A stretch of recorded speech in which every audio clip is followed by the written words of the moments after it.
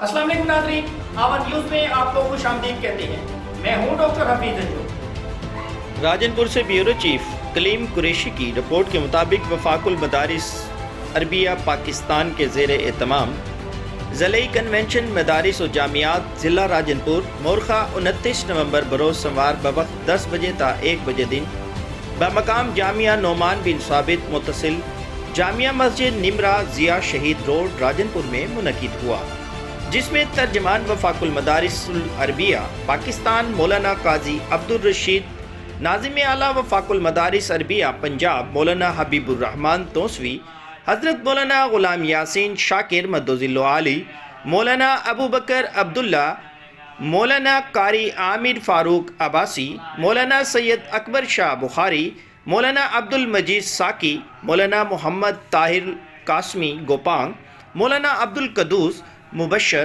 مولانا عبد الصمد درخواستی اور دیگر اکابرین نے خطابت فرمائی، جبکہ نقیب محفل شہنشاہ خطابت مفتی ارشاد احمد حقانی تھے۔ پورا ضلع راجن پور مدارس و جامعات کے معتمم اور ترجمان حضرات نے شرکت فرمائی۔